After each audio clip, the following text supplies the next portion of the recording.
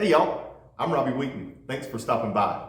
Today, we're going to take a look at the good, the bad, and the ugly of the standard manufacturing switch gun. Let's head over to the bench, get started with it, and check this gun out.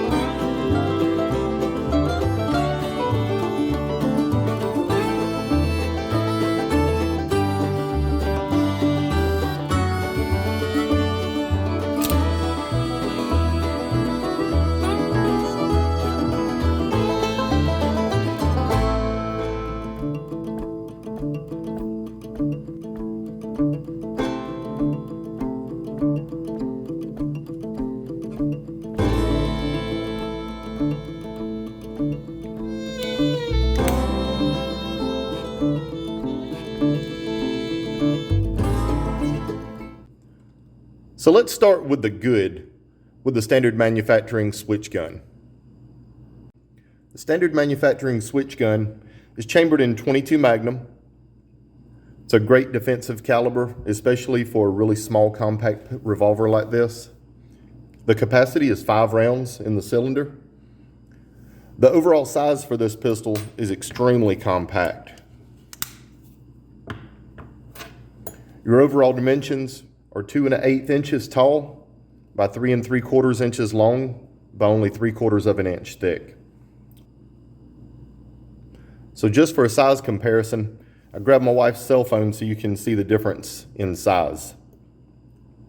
Quite a bit smaller. And then the thickness, it's about the same with a little button on the back. So it's a really small, compact design. The grip itself actually folds over the trigger and protects the trigger while it's in your pocket to prevent accidental firing.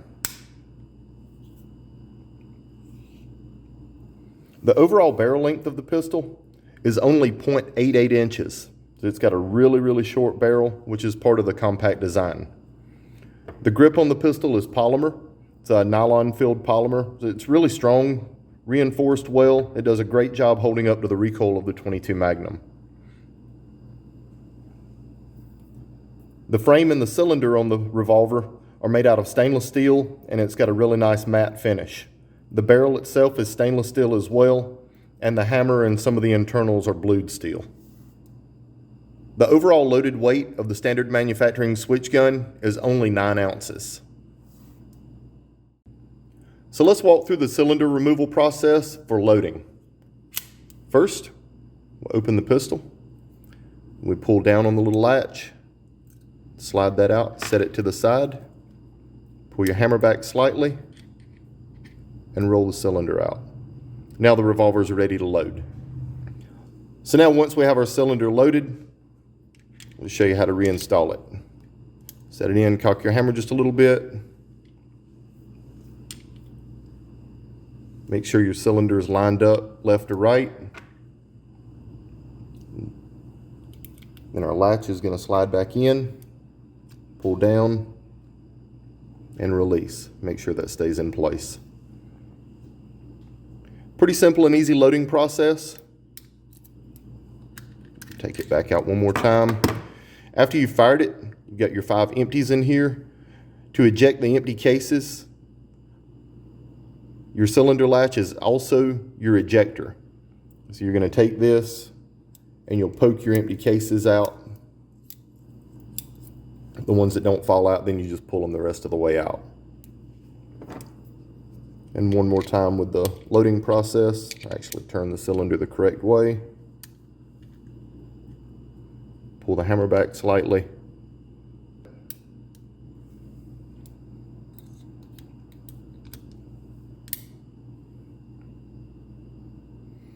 The grip on the little revolver is very comfortable. It even fits a big hand like mine. It's easy to deploy with the latch on the side, and it's also easy to close with your top latch. And now, let's talk about the bad. First thing that we ran into an issue with was with our ejector housing and cylinder latch. So you can see it's threaded in right here. This little rod kept coming loose all day. We'd have to tighten it every time we shot to keep it from falling out of the gun. I was really disappointed with that. Something simple, just add a little Loctite to it and that fixes that. If you buy one of these, just know that you're going to have to put Loctite on these threads on this to keep this little rod right here from coming out. So the next really bad part with this pistol is the fiber optic front sight. We're looking at it from the top. You can see it down in here. They did a really good job recessing it inside the frame and protecting it. I think overall it's a great design. It's got this little channel and a hole here in the end for you to be able to see the fiber optic through. The only problem is the slot here on the top, it does not pull in enough light to make the fiber optic visible. And on the front, it's actually plugged. Get a little light here where you can maybe see. It's actually plugged on the front, which blocks off light coming in from the front as well. So the only light that you get coming in on your fiber optic is from the top. And I'm telling you guys, it doesn't matter how bright it is outside, how bright the day is, how bright the sun is, you cannot see that fiber optic in there. And it was like this from the first shot we fired with it. No rounds ever out of the gun other than it being test fired at the factory. The fiber optic is absolutely invisible. And you can see even if I take a flashlight and shove a flashlight on top of it, that fiber optic is still invisible in there. You just can't see it. But basically you have a really cool pistol, really cool design, and an unusable front sight. If you bury the little hole here in the slide, you can get some decent accuracy, but there's nothing you can pick up fast. There's nothing you're going to see fast with it. It's just a big miss. All right, now let's talk about the ugly. And as you can see from the trigger pull gauge on the right, the trigger pull on this gun is definitely ugly. The first time that I did a trigger pull on it with a trigger pull gauge, I got 9 pounds, 15 ounces. I can move the trigger pull gauge on the trigger and vary the trigger pull weight by about 8 pounds to about 10 pounds. So it's just all over the place. It's very inconsistent. It's very heavy. And especially when you couple that with the size of this trigger, it is a tiny, tiny little trigger. It is difficult to shoot this gun with this tiny trigger on it, especially with a trigger pull weight as heavy as it is. And if that wasn't enough, I'll give you a little more ugly. The cylinder timing on this particular revolver was off. So every time we would shoot it, it was shaving lead and blowing lead out on your hand. Even from like 10, 15 feet away, if you're standing off to the side, I got hit with lead a couple of times blowing out of the cylinder. Let me show you what I'm talking about. So we're going to take the revolver, we're going to cock the hammer. Now it's in its firing position. So this is the first cylinder that we pulled up.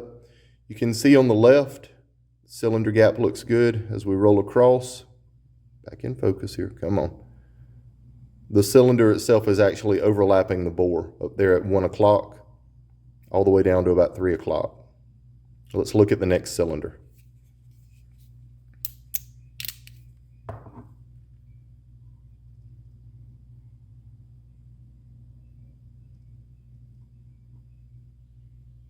Same thing.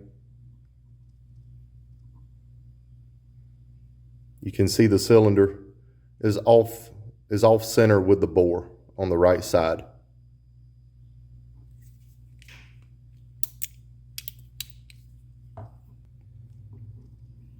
All right, cylinder number 3, same thing, off on the right side.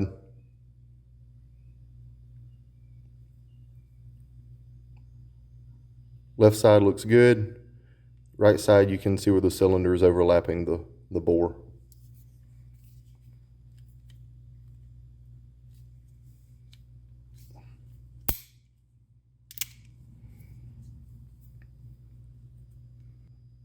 The same thing. You can see the cylinder overlapping the bore here. Right side looks good. Left side looks good. Right side, the cylinder timing is just off. And all 5 cylinders on the pistol are like this. That is ugly. Now bear in mind, this is a sample of one. This is the one revolver that we got that we had an issue with that.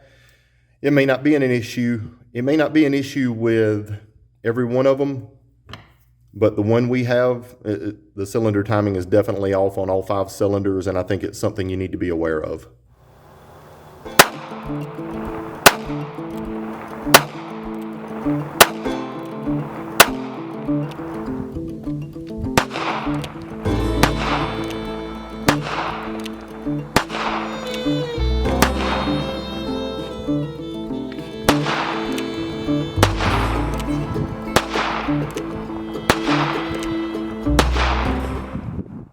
The standard manufacturing switch gun in 22 Magnum. I think overall it's a really awesome pistol. I love the design, the concept, the folding grip, the size and the compactness of it. But I tell you guys, I just can't recommend it. It just has too many issues. The unusable front sight that is just buried in there, you can't see it, it's worthless.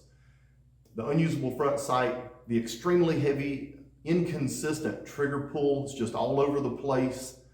And then most of all, the cylinder timing being off and the pistol shaving lead every time you shoot it is there's just too many problems with this particular model that we have for me to be able to say, hey guys, this is an awesome gun, I would highly recommend it. I just can't do it. This is one that's gonna have to go on my don't buy it list, guys. I'm really sorry about that, but I just can't recommend it. I hope you enjoyed this video. Make sure to like and subscribe below. Hit the bell in the top corner for notifications for every one of our future videos coming up. See you next time. Then our cylinder latch is going to slide back in, wiggle everything around and get it lined up. I'm failing miserably at this. Help me, Martha Stewart. Here.